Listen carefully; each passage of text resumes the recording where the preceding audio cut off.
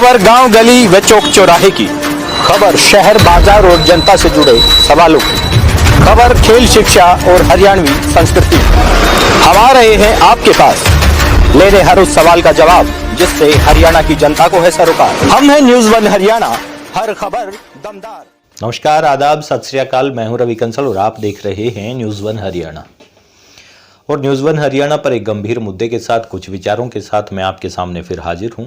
तो आइए उन विचारों पर थोड़ा सा विचार करते हैं। धर्म को धंधे में मिला दो, आपका काम हो जाएगा।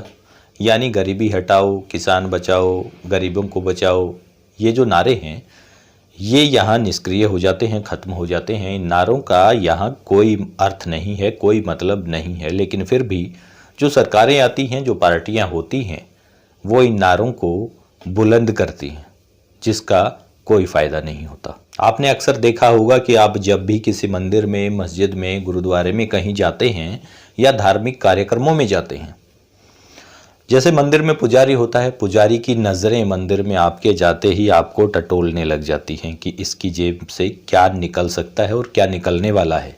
ठीक मंदिर के पुजारी की तरह होती हैं सरकारें।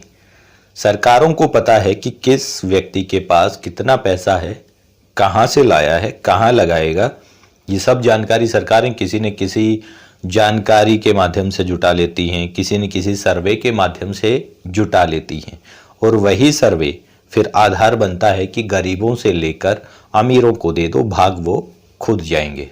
और पैसा लेकर भाग जाने वाले अमीरों के बाद सरकार गरीबों के लिए बनाती है पॉलिसी यानी कुछ ऐसी नीतियां जिन नीतियों में सरकार गरीबों का पक्ष रखती है।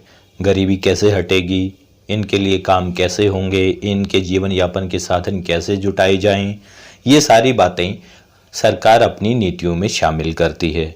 और वो नीतियां पहले कागज़ों से फिर दफ्तरों तक जाती हैं। दफ्तरों तक जाने के बाद उनका बजट पास होता है। बजट यानी पैसा, उनमें खर्चा कितना लगना है। फिर उस खर्चे को कुछ मंत्री खा जाएंगे और कुछ सरकार के अधिकारी। इसका मतलब ये है कि गरीबों के लिए जो बजट बनाया गया, जो नीतियां बनाई गई, उनको मिलना विलना कुछ नहीं होता। और फिर चलता है विपक्ष का खेल। पक्ष और विपक्ष का खेल बहुत लंबा चलता है। फिर सरकार देखती है कि ये देश किसानों का देश है, लेकिन किसानों के अलावा मजदूर, छोटे कामगार या छोटे उद्योगपति, उनसे टैक्स कैसे वसूलना है। टैक्स वसूलने के लिए नए नए स्लैब तैयार होते हैं।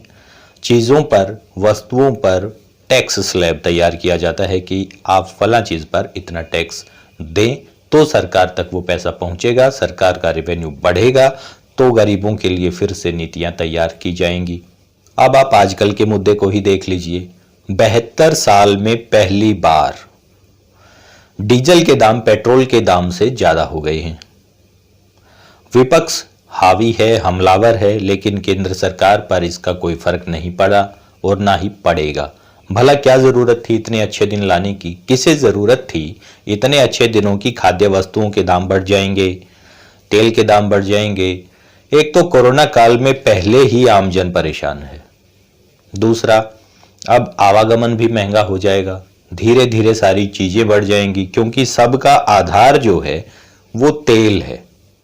खैर, इन सब चीज़ों को तो आप पहले से जानते थे, मैंने सोचा कि आपको याद दिला दूं। वहीं सबसे ज़रूरी है कोरोना से बचाव। और कोरोना से कैसे बचा जाए? सबसे पहले 2 गज की दूरी बनाइए, फिर मास्क लगाइए, सैनिटाइज़र कम से कम यूज़ कीजिए, उसकी जगह साबुन इस्तेमाल कीजिए, क्योंकि सैनिटाइज़र आपके हाथों से कुछ ऐसे जीवाणुओं का सफाया कर देता है जो आपकी सेहत के लिए ज़रूरी होते हैं। तो ये थी कुछ महत्वपूर्ण जानकारी। अगली किसी महत्वपूर्ण जानकारी या किसी अच्छे मुद्दे के साथ मैं आपके सामने फिर आऊँगा।